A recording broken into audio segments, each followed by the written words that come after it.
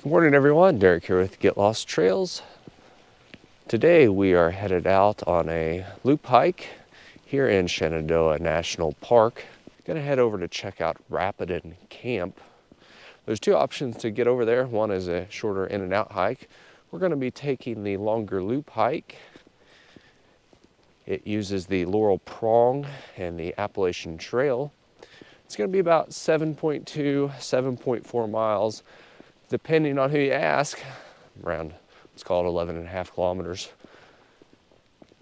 You do cross the beautiful Skyline Drive here to get started.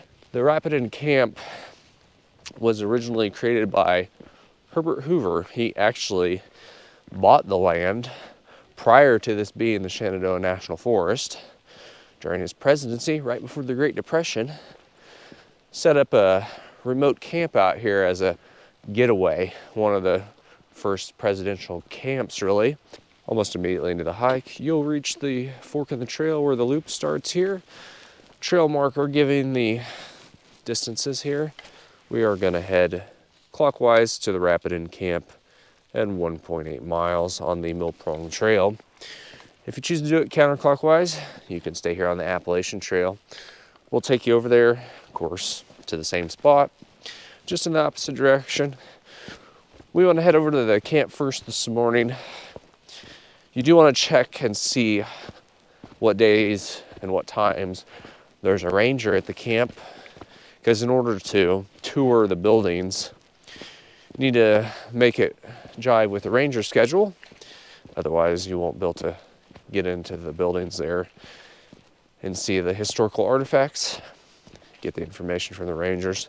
Of course, you can do the hike and see the outsides of the structures, but if you want to get the full experience, make sure you head over there where there's a ranger there. They said there would be one there today between 10 and noon and 2 and 4 or something, I think.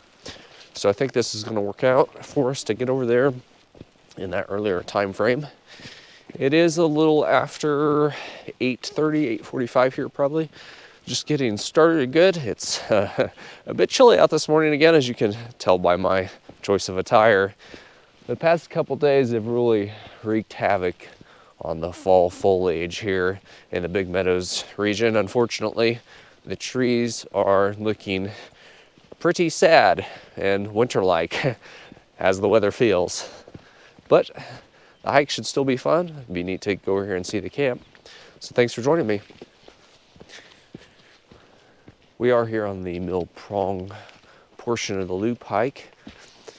If you want to make this a little shorter, you can just hike the Mill Prong portion in and out to Rapidan Camp. That's going to be about 3.7 miles, 6 kilometers round trip for you. So it would be about half the distance of the loop that we're doing today.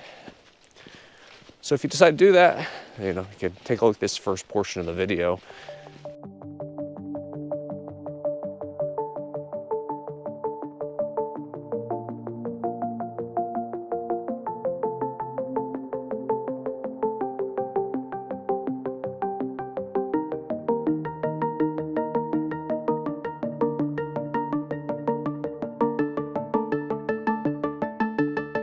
Crossing a small stream here that heads down to Mill Prong Creek. Pretty soon we'll be reaching a fork in the trail up here ahead of us. We will stay to the right, continuing to the southeast towards Rapidan Camp and Big Rock Falls here momentarily. Let's have a quick look at the signage here. According to the trail information, we are 1 mile from Milam Gap, where we started today. My phone says I've been 1.3. 0.8 miles on to Rapidan Camp. The trail that continues to the north here is part of a network of horse trails here in Shenandoah National Park. Horses are permitted on some trails, not the trail we just came from, but they are permitted on the section to the north there and the section that continues to the southeast here, where we are now. I'm not sure how many miles of equestrian trails there are here in the park, but if that's something that you're into, I'll try to link some information in the video description for that. Not something that's ever made it on my channel yet. I don't have any horses, and I'm sure there are probably stables in the area that do trail rides out here. I'm not sure if this is Big Rock Falls. The description says it's Big Rocks, Little Falls. Might be fairly accurate if that's what this is, in fact.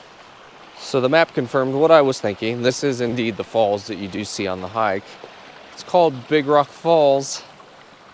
I don't know if it's any more spectacular at other times of the year or not. There's not a lot of flow right now. It's also not very tall. It's really not much of a fall. It's more like a rock or two in the creek here.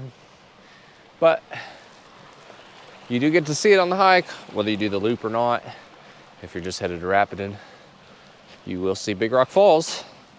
It may not be the highlight of your journey, but it's here.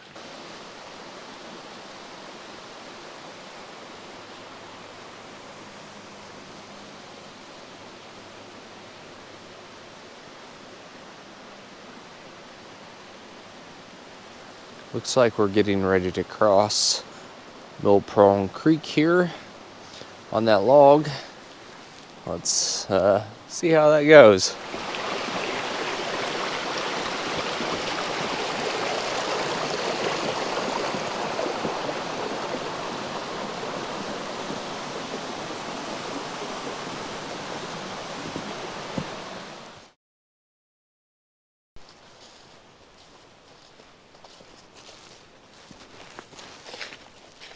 Coming to the end of the Mill Prong Trail there, here at the Rapidan Fire Road.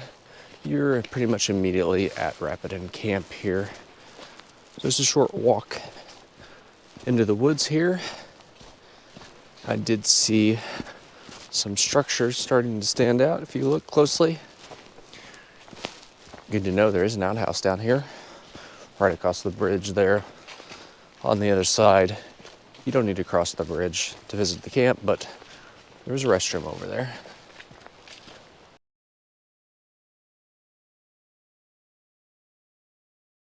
One of the three buildings still standing here at Rapidan is the Creel behind me here. It was built as the camp home for two of President Herbert Hoover's aides, his personal secretary and admiral. They would have stayed here while at camp. Today the facility is used for Park Service workers, volunteers, people who tend to the camp here. Pretty neat old building. Unfortunately, we won't get to view the inside of it, of course, because somebody is staying there. But we're going to continue to walk around camp here. There's several buildings, 10 of them I believe, that are no longer here, were torn down many years ago. There are still markers and information panels for those structures though.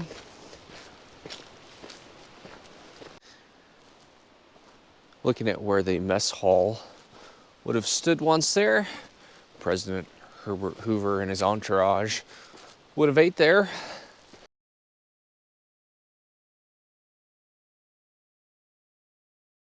We have the Brown House.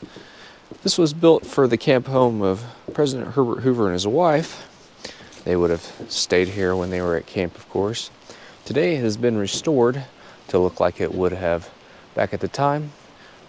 Looks like the lights are on. Let's go in and check it out. Unfortunately, the Park Service does not permit video or pictures inside the Brown House. They said due to security concerns. Seems kind of silly since they have this nice virtual tour publicly accessible on their website. I'll take you on a quick walkthrough here, but feel free to check this out on your own. I'll leave a link in the description. Before we step inside, you'll notice out here on the deck, there's a hole cut in the floor and this notch cut in the roof there. Originally, the house was built around hemlock trees so as to avoid cutting them down and to provide shade. Unfortunately, those have all died due to an invasive insect. Let's take a step inside and have a look at the sitting room here.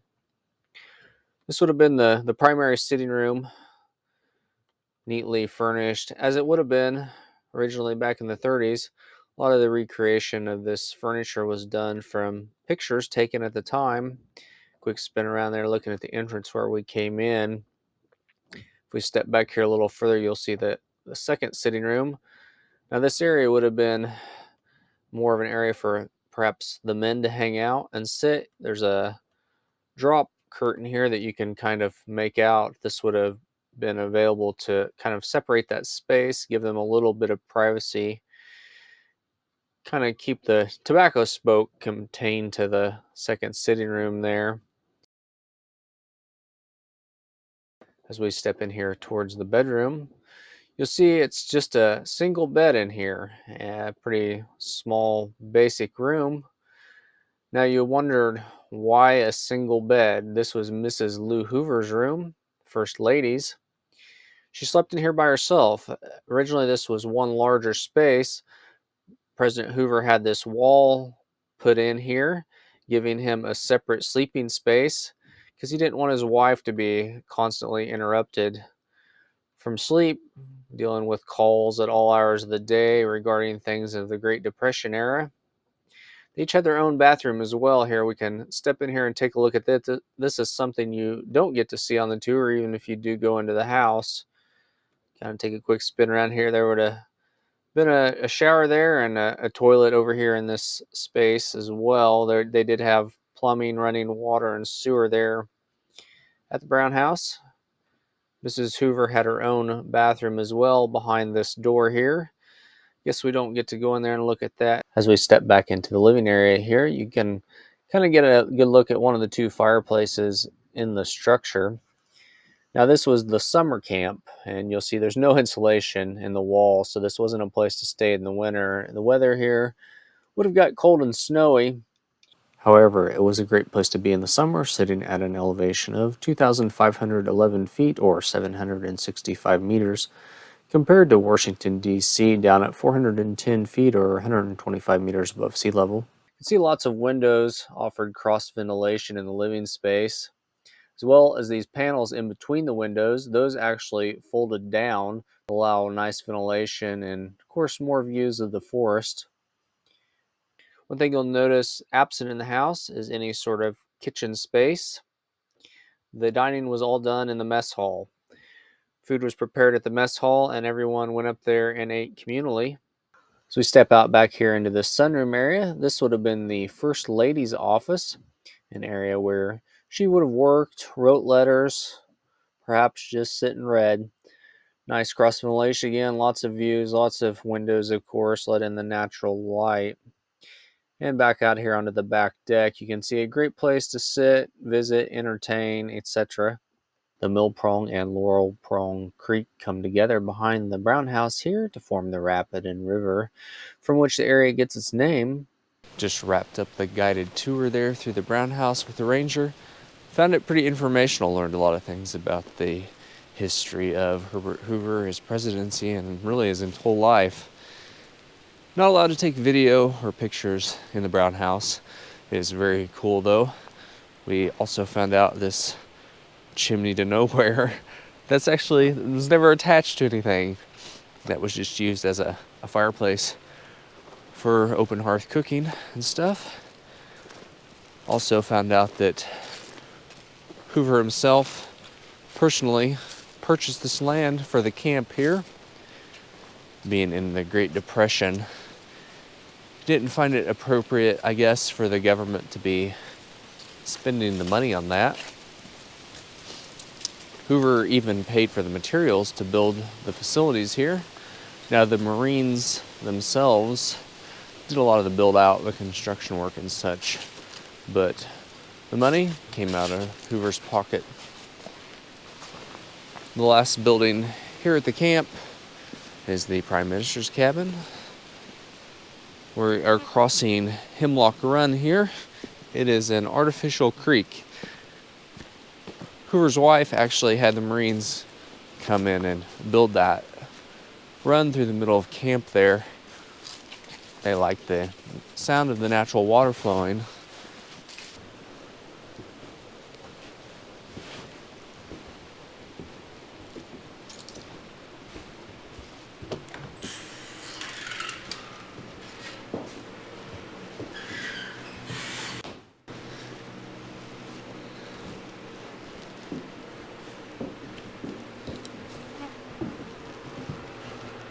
Headed into the Prime Minister's cabin here at Rapidan Camp. It's all configured as a museum of sorts. Walks you through the years and the camp here. Looks like some pretty nice displays. Take a little time to look those over. This map here does give you a good layout of the land here. Came in off of the Mill Prong Trail there. Down around, saw the cabin where the caretaker stays, the Creel cabin.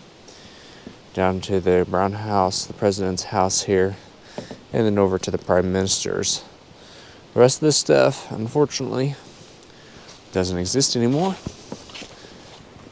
One last little thing to see here at the camp before we head back up the Laurel Prong Trail. A couple hundred yards up some old stone steps. Should get to what used to be the 5 tents, called the 5 tents. They weren't tents, it was actually a very modern building with plumbing and electricity, as you would expect for a presidential camp, even back in the 30s. Nothing left up here today as far as the structure goes, but the old chimney here.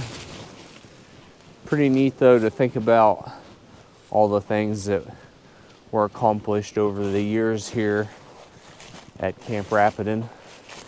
This really wasn't used that much as a presidential camp once Hoover left office. Next up for presidency was FDR, and this really wasn't a handicap accessible, friendly facility here, which led to the construction of Camp David, which is obviously the more well-known presidential camp, still used today, of course.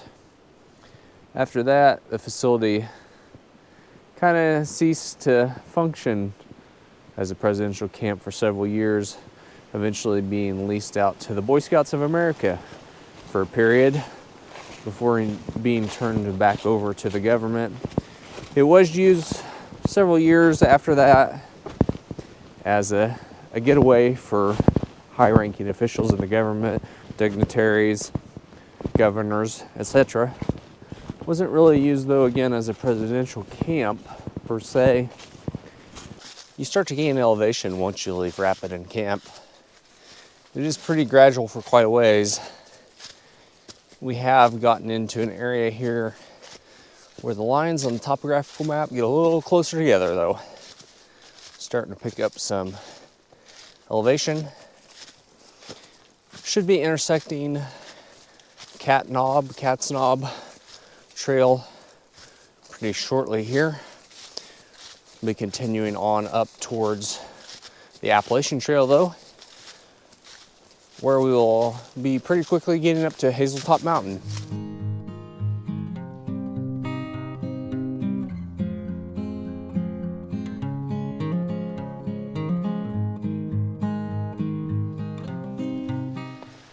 Coming to the end of the Laurel Prong Trail here at the intersection with the Appalachian Trail. According to the signpost, we've came 2.8 miles from Rapidan Camp there. We are 2.4 miles over to Milan Gap where we parked this morning. Gonna head on up here and check out this mountain and then get on back.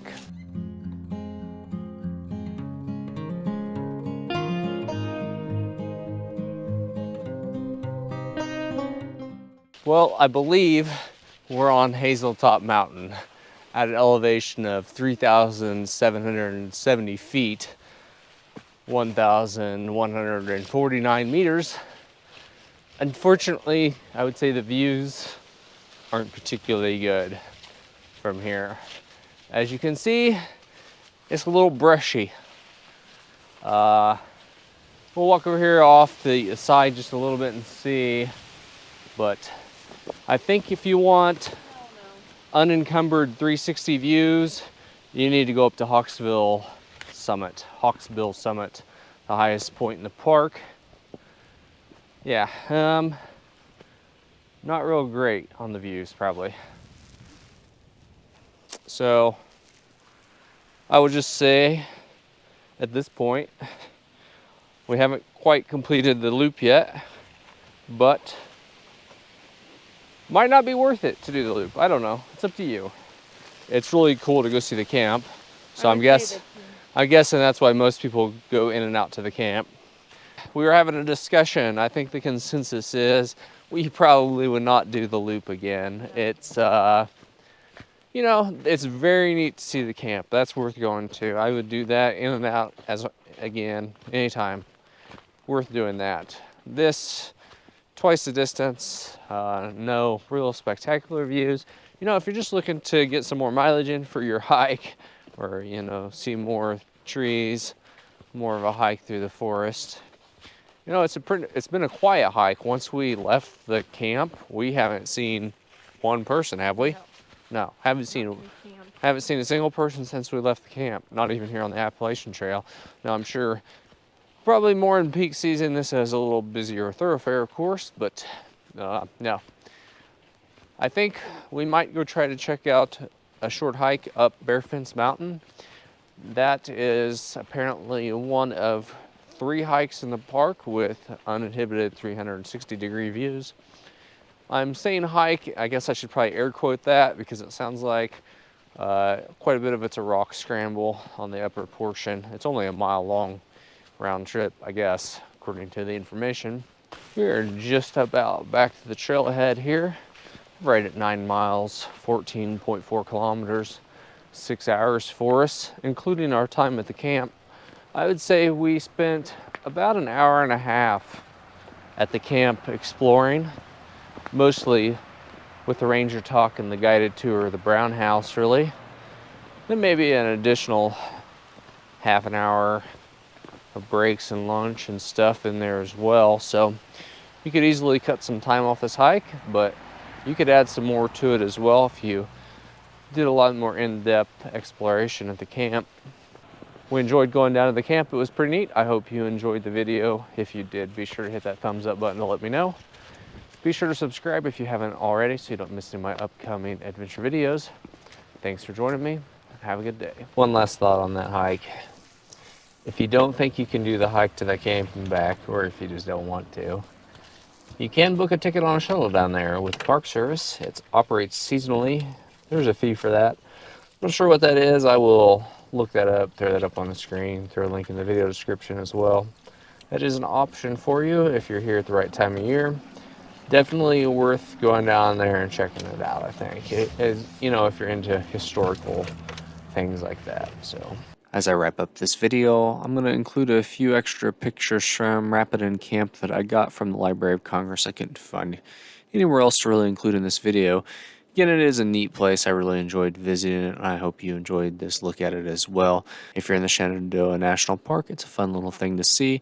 Shenandoah National Park itself is a pretty neat place overall. The Big Meadows area is pretty cool. Lots of hikes to do around that area. Be sure to check out some of my other videos from Shenandoah National Park. I have a few out already, and a few more will be coming out in the near future. So again, thanks for joining me. Have a good day.